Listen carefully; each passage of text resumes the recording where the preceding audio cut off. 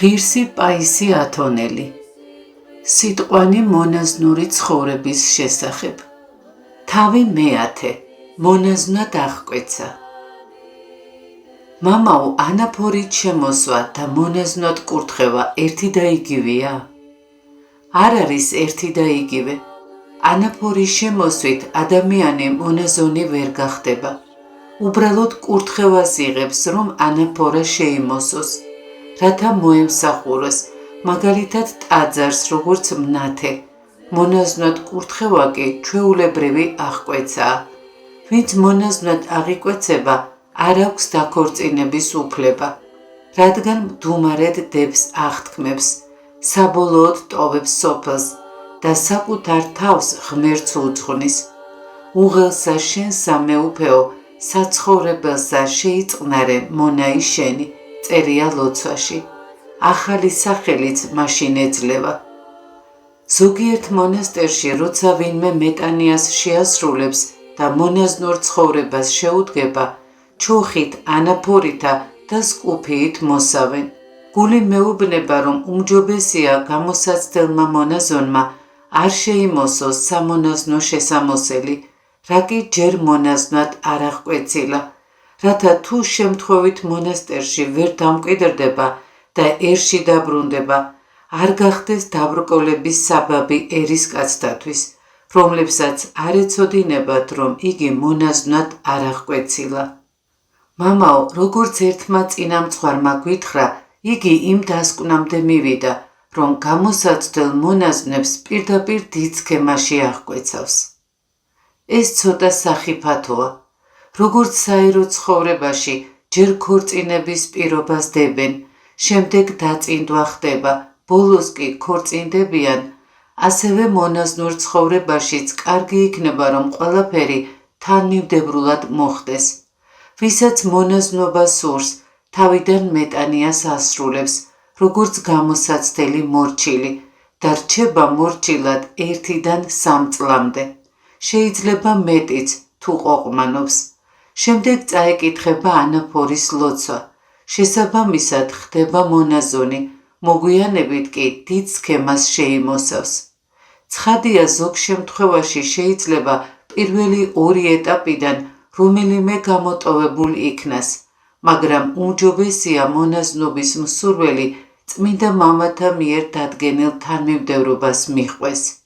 ძველად წმინდა მთის ზოგიერთ იდიორითმულ მონასტერში დიდ სქემამდე მცირე სქემაში მოსავდნენ. სქემა ცხადია ერთია, მაგრამ ეს იკონომიის გამო დაუშვეს, რომ მონაზვნები უფრო მომზადებულნი მოსულიყვნენ დიდ სქემამდე. მამაო, ახლა როცა მოხვედით, განზრახული მაქვს რამდენიმე მონაზონი დიდ სქემოსანი გახდეს, ზოგიერთი მორჩილი კი მონაზვნად იკურთხოს. თქვენ რა სიტყვით? მე რა უნდა ვთქვა, დედაო, ეს თქვენი გადასაწყვეტია. მე მხოლოდ ის მადარდებს დებმა მონაზნურად ცხოვრება შესძლონ. თითოეულ დასკითხე, რას ფიქრობ, გინდა დიდ სქემოსანი გახდე. ჩვენ მიგვაჩნია, რომ შეგიძლია, შენ გსურს. რადგან თუ ეტყვი, ვფიქრობთ, რომ დიდ სქემაში აღკვეცოთ, ის მონაზონი რომც არ გრძნობდეს თავს მზად, იტყვის დიახ, აღმკვეცეთ. ასევე მოიქეცი იმ გამოსაცდელ მორჩილებთან მიმართებითაც, რომლებიც მონაზვნად უნდა იკურთხონ. სრულიად უსარგებლოა მონაზვნად კურთხევა ან დიდი სქემის შემოსვა მონასტერში მოსვლის თარიღის თანმიმდევრობით, იმის და მიუხედავად არიან თუ არა მზად ამისთვის. ცხადია, უმეტეს მონასტრებში ეს წმინდა მთაზეც შევნიშნე, აღკვეცები სრულდება იმის მიხედვით, თუ რამდენი ხანი ცხოვრობს მორჩილი მონასტერში. შენ წელიწად ნახევარია, რაც მონასტერში ხარ, ამა და ამ თვეს მონაზვნად იკურთხები, ეუბნებიან ერთს. შენ 1 წლის მოსული ხარ მონასტერში, შენი ჯერი ნახევარი წლის შემდეგ იქნება, ეუბნებიან მეორეს, მათ რიგში აყენებენ. ანუ აქ ისევე ხდება, როგორც სკოლის მოწაფეებთან.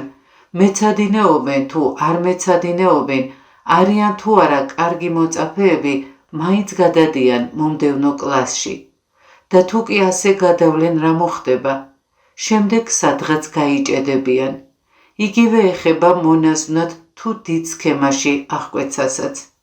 ყველანი თანმიმდევრობით იღებენ ამას, განურჩევლად იმისა, არიან თუ არა მზად. ხვალზეგ ამ თანმიმდევრობას გაითვალისწინებს ქრისტე.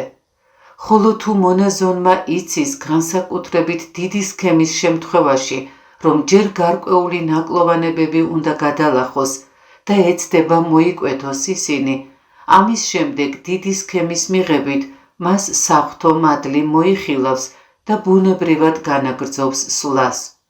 სხვაგვარად შეიძლება იფიქროს, ყველაფერი რიგზეა, რა კი დიდი სქემა შევიმოსე, ახლა უკვე დავრწმუნდი, სხვა არაფრის შესრულება აღარ დამრჩენია. მამაო შეიძლება იამაყოს კიდეც, რომ დიდსქემოსანი გახდა. ვინც ნამდვილად შინაგანადაც არის დიდსქემოსანი, იგი არ ამაყობს გარეგნული სქემით.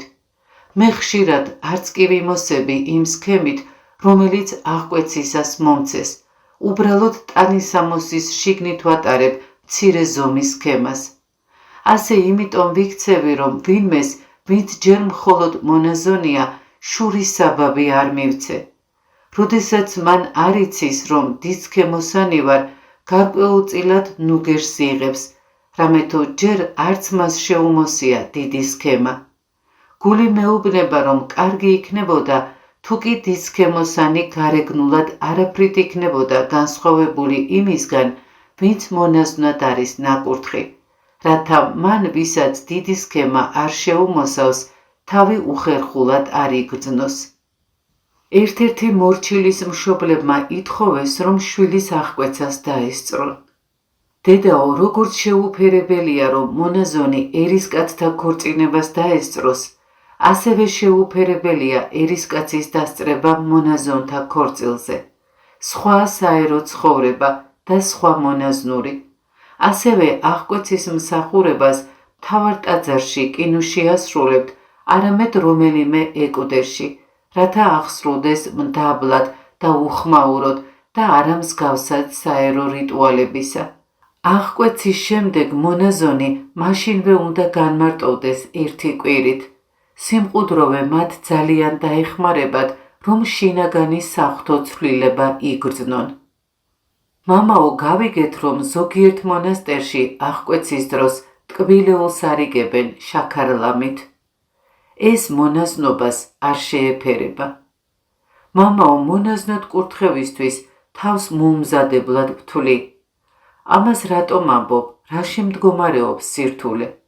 მიჭირს პირადი კანონის შესრულება, ამპარტავანი და შურიანი ვარ. განსაცდელის ჟამს გული მეუბნება, რომ არ გამოვდგები მონაზნობისთვის. ჯერ კიდევ ფიქრობ საერო ცხოვრებაზე. არა, მამაო, საერო ცხოვრება არ მადარდებს. მაშ რა კი საერო ცხოვრება არ გადარდებს, ის რაც ზემოთ ჩამოთვალე, არ ითვლება დამაბრკოლებელ ფაქტორებად. ყოველივე ეს დამწყების ბუნებრივი გზა, მისი მოღვაწეობის განუყოფელი ნაწილია. სხვა საქმეა თუ გსურს მხოლოდ შენი გულის სიტყვების გამო, რომ კიდევ ერთი ან ორი წელი მორჩილად დარჩე. არა, მამაო, მსურს მონაზონი გავხდე, უბრალოდ ის საკითხები მაფიქრებს, რაც გითხარით. ესე იგი გსურს, მაშ შავებით შეგმოსავთ, რათა ნელ-ნელა გათეთრება დაიწყო. მამაო, რამდენად იცვლება ადამიანი იმ დღიდან, რაც მონასტერში მიდის, ვიდრე მონაზვნად აღკვეცამდე. შეცვლა განახლებასთან არ არის დაკავშირებული. მონასტერში ადამიანი სულიერად განახლდება. ესე არს განახლებაი მარჯვენისა მაღლისა. მოღვაწეობით, რომელსაც აღასრულებს, იღებს საღვთო მადლს და შინაგანად განახლდება, თუმცა მონაზნურის შესამოსლით გარეგნულადაც იცვლება. მამაო, მოუთმენლად ველი, როდი შევიმოსავ ანაფორას. მნიშვნელოვანია არა ანაფორა, არამედ იმის აღსრულება, რაც გმართებს როგორც მონაზვნებს, ანუ შინაგანად გახდეს მონაზონი. ცხადია, მონაზვნად აღკვეცა მონაზონს ერთგვარ ძალას ანიჭებს. ეს ღვთისწყალობაა, მაგრამ არ არის საჭირო სიჩქარე და მწუხარება ამის გამო. რამდენადაც აყოვნებს ადამიანის საკვების მიღებას, იმდენად უფრო მადიანად შეექცევა.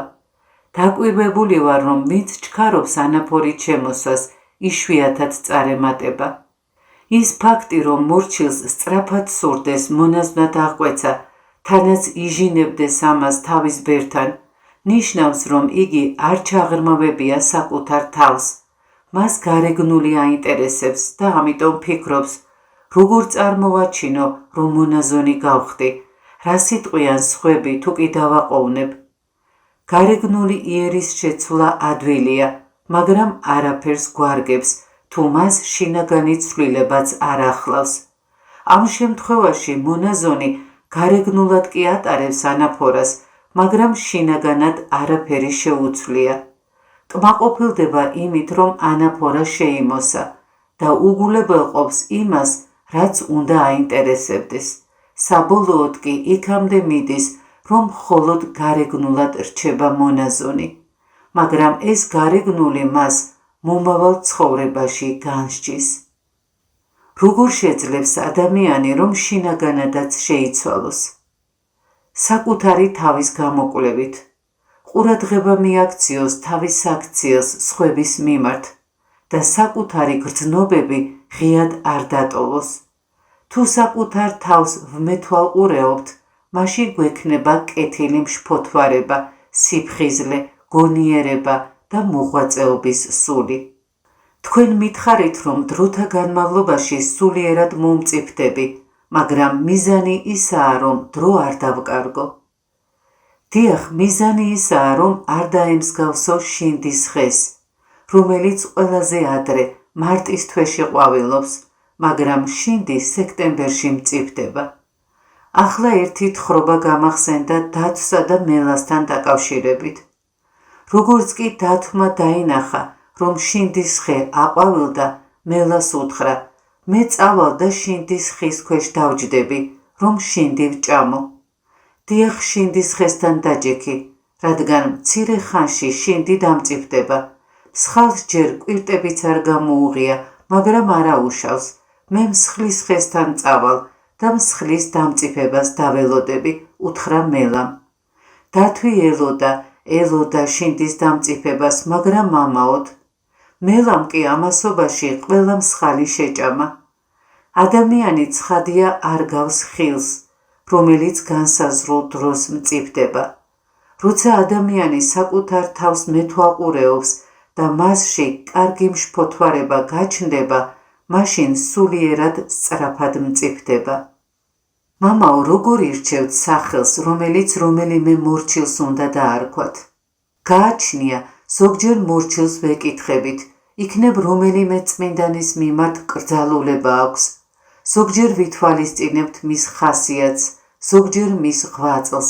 ვლოცულობთ და ღმერთიც გონებას გვიხსნის.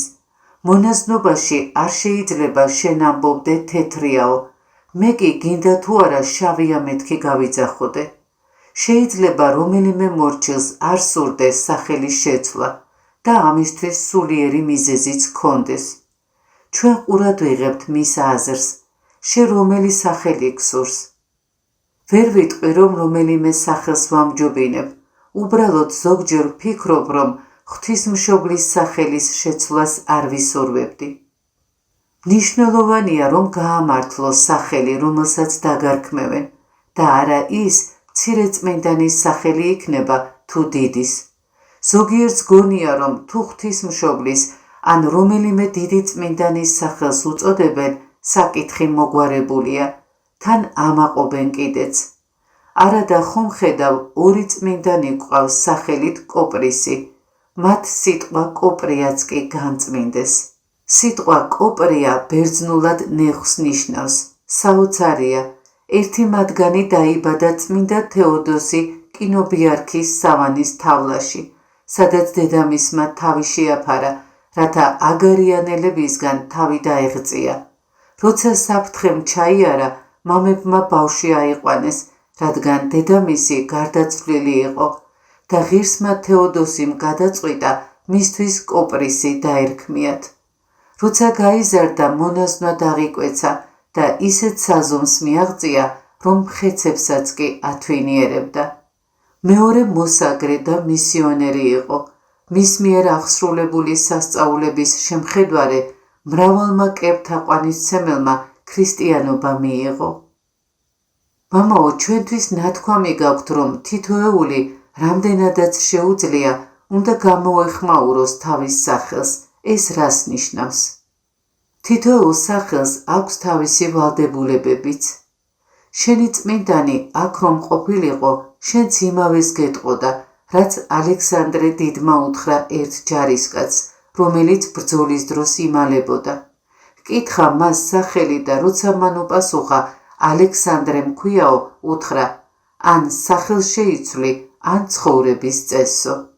მამაო, რაც უფრო ახლოვდება ჩემი მონაზვნად კურთხევის დღე, იმასაც ვფიქრობ, რომელ სახელს დამარქმევს იღუმენია. ეს საერთოდ ნუ დაგაფიქრებს.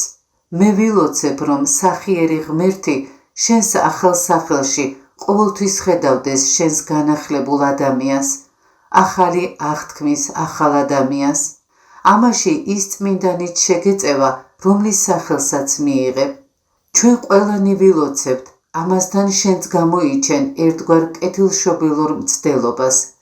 საბოლოოდ კი ქრისტე თავის სასწაულს აღასრულებს შენი ძველი კაცის განსაძარცვად.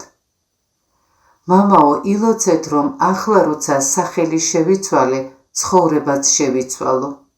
დიდია დაო სახელი, რომელიც ერში გქონდა. დიდია ის სახელიც მონაზნობაში რომ დაგარქვეს. ამიერიდან იზღა გაცხოვნებს, რომ საკუთარ თავზე მცირე წარმოდგენა გქონდეს და თავდადებით აღასრულო დიდი ღვაწლი. მე ვილოცებ, რომ ღმერთმა მადლით აღგავსოს.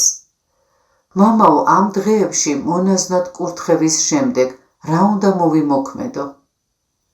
ამ დღეებში და მთელი შენი ცხოვრების დღეებში უნდა განადიდო უფალი იმ პატივისთვის, რომელიც დაგდო, როცა მონაზნობისკენ მოგიწოდა.